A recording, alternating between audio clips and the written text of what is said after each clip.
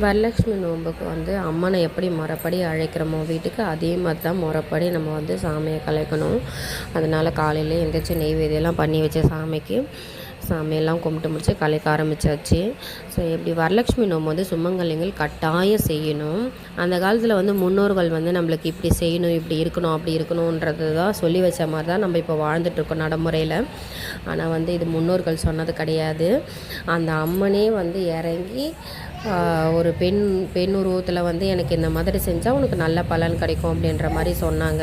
So அதை தான் பின்பற்றி செஞ்சிட்ருக்காங்க நிறைய பேர். நானுமே அது மாதிரி தான் செஞ்சிட்ருக்கேன். எனக்கு நல்ல ரிசல்ட் இருக்குது.